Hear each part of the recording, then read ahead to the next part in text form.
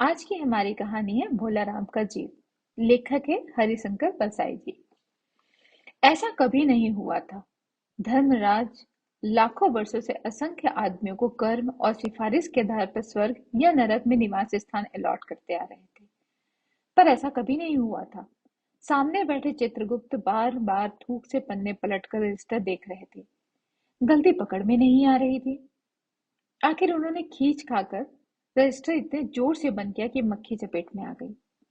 उसे निकालते हुए बोले, महाराज, रिकॉर्ड सब सब ठीक है।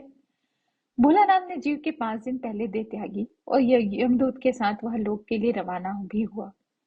पर वह यहाँ अभी तक नहीं पहुंचा। धर्मराज ने पूछा, और वह दूत कहाँ है? महाराज, वह भी लापता है। इसी समय द्वार खुले और यमदूत बहुत बदहवास सा वहां आया। उसका मौलिक कुरूप चेहरा परिश्रम, परेशानी और श्रम के कारण और भी अधिक विकृत हो गया था। उसे देखते ही चित्रगुप्त चिल्ला उठे, अरे, तू कहाँ रहा इतने दिन? भोला राम का जीव कहाँ है?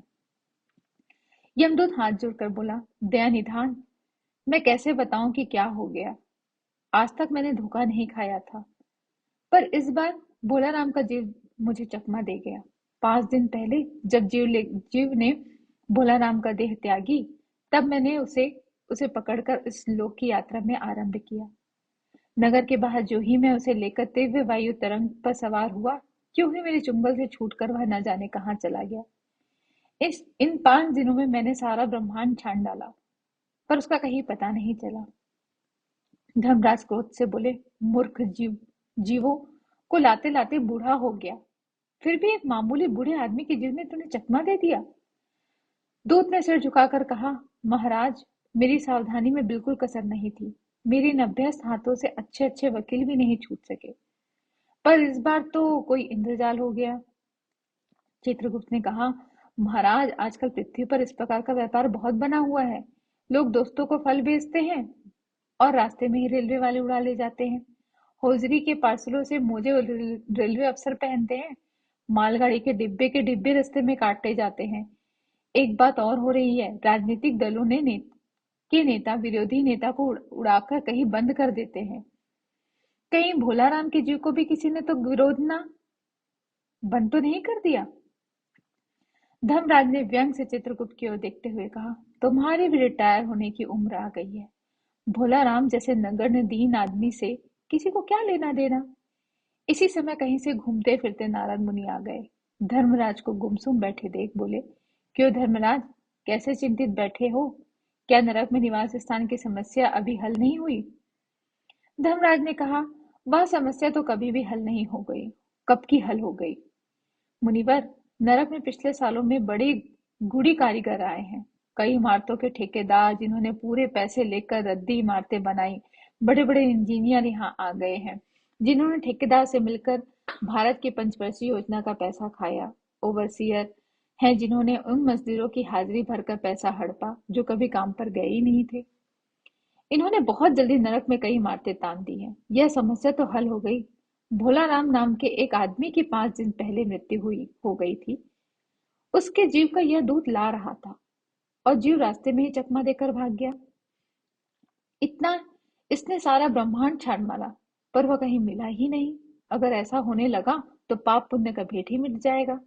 नारद ने पूछा, उस उस पर इनकम टैक्स तो बकाया नहीं था?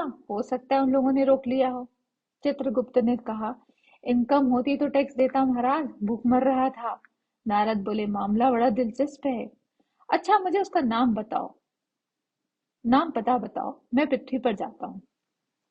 चित्रगुप्त ने रजिस्टर देखकर बताया, भोला राम नाम है उसका। जबलपुर शहर के धामपुर मोहल्ले में नाले के किनारे एक 1.5 कमरे के टूटे फूटे मकान में वह परिवार समेत रहता था। उसके एक स्त्री, 2 लड़की और एक लड़की है। उम्र लगभग 65 साल। सरकारी नौकर था। 5 साल पहले रिटायर हो गया था। मकान का किराया उसने 1 साल से नहीं दिया था, इसलिए मकान मालिक उसे निकालना चाहता था कि इतने में भोला राम ने संसार ही छोड़ दिया। आज 5वां दिन है। बहुत संभव है कि अगर मकान मालिक वास्तविक मकान मालिक है तो उसे भोला राम के मरते ही उसके परिवार को निकाल दिया होगा।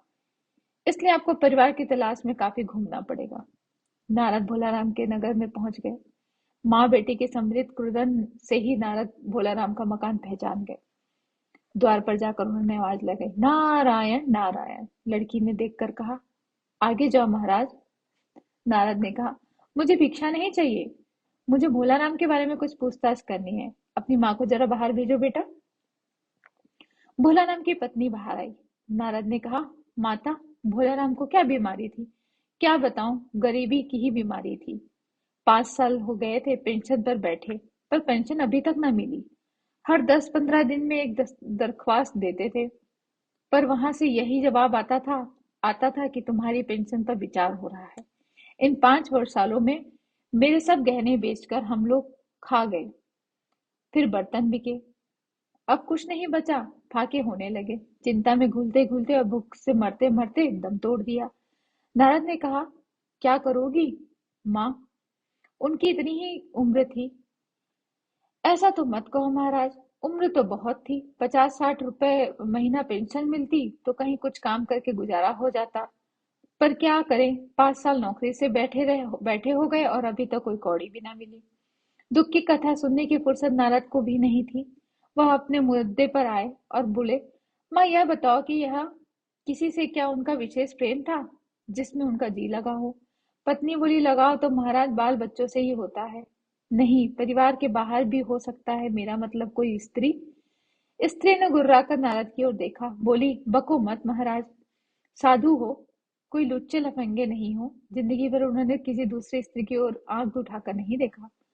नारद हंसकर बोले, तुम्हारा सोचना ठीक ही है। यह भ्रम अच्छी गृहस्थी का आधार है। अच्छा माता, मैं चला। बैंक समझने की असमर्थता ने नारद को सती के क्रोध की ज्वाला से बचा लिया। स्त्री ने कहा, महाराज आप तो साधु हैं, सिद्ध पुरुष हैं, कुछ ऐसा नहीं कर सकते कि उनकी रुकी हुई पेंशन मिल जाए, इन बच्चों का पेट कुछ दिन भर जाए। नारद को दया आ गई। वह कहने लगे, साधुओं की कौन बात मानता है? मेरा यहाँ कोई मठ तो है नहीं, फिर भी मैं सरकारी दफ्तर जाऊंगा, कोशिश करूंगा। वहां से चलकर नारद सरकारी दफ्तर पहुंचे, जहां पहले ही कमरे में बैठे बाबू ने उन्होंने भोलाराम के बारे में बातें की। उस बाबू ने उन्हें ध्यानपूर्वक देखा और बोला, भोलाराम ने दस्तखतें तो भेजी थी, पर उन पर वजन नहीं रखा था, इसलिए कहीं उड़ गई होगी। नारद ने कहा, भाई यहाँ तो बहुत से पेपर वेट रखे हैं, इन्हें क्यों नहीं रख दिया? बाबू हंसा, आप साधु हैं, आपको दुनियादारी समझ में नहीं आती। दरखास्तें पेपर वेट से नहीं दबती, डैश डैश डैश। खैर, आप उस कमरे में बैठे बाबू से मिले। नारद उस कमरे में उस बाबू के पास गए। उसने तीसरे के पास भेजा, तीसरे ने चौथे के पास भेजा, चौथे ने पांचवे के पास भेजा। जब नारद 25-30 बाबू को अफसरों के पास घूम आए, तब एक चपरासी ने कहा, महाराज आप क्यों इस झंझट में पड़ गए हैं? आप अगर साल भर भी यहाँ चक्कर काटते रहे तो भी काम नहीं होगा। आप तो सीधे बड़े साहब से मिलिए, उन्हें खुश कर दीजिए, तो अभी आपका काम हो जाएगा। नारद बड़े साहब के कमरे में पहुंचे। बाहर चपरासी ऊँघ रहा था, इसलिए उन्हें किसी ने छेड़ा नहीं। उन्हें एकदम बिना विजिटिंग कार्ड के आए देख साहब बड़े नाराज हुए। बोले, इसे कोई मंदिर वंदिर समझ लिया है क्या? धड़ल्ले से चले आ रहे हो, चिट क्यों नहीं भेजी? नारद ने कहा, कैसे भेजता, चपरासी तो सो रहा है। क्या काम है? साहब ने रौब से पूछा। नारद ने भोलाराम का पेंशन केस बतलाया। साहब बोले, आप हैं बैरागी, दफ्तरों के रीति रिवाज नहीं जानते। असल में भोलाराम ने गलती की। भाई यह भी एक मंदिर है, यहाँ भी दान करना पड़ता है, भेंट चढ़ानी पड़ती है। आप भोलाराम के आत्मीय मालूम होते हैं। भोलाराम की दरख्वास्तें उड़ रही हैं, उन पर वजन रखिए। नारद ने सोचा कि फिर वही यही वजन की समस्या खड़ी हो गई। साहब बोले, भाई सरकारी पैसे का मामला है, पेंशन का केस 20 दफ्तरों में जाता है, देर लग ही जाती है। हजारों बार एक ही बात को 1000 बार लिखना पड़ता है, तब पक्की होती है। जितनी पेंशन मिलती है उतनी कीमत की स्टेशनरी लग जाती है। हाँ, जल्दी भी हो सकती है, मगर। साहब रुके। नारद ने कहा, मगर क्या? साहब ने कुटिल मुस्कान के साथ कहा, मगर वजन चाहिए। आप समझे नहीं? वैसे आपकी सुंदर वीणा, इसका भी वजन भोलाराम की दरख्वास्त पर रखा जा सकता है। मेरी लड़की गाना बजाना सीखती है, यह मैं उसे दे दूंगा। साधुओं का वीणा तो बड़ी पवित्र होती है, लड़की जल्दी संगीत सीख जाएगी तो उसकी शादी हो जाएगी।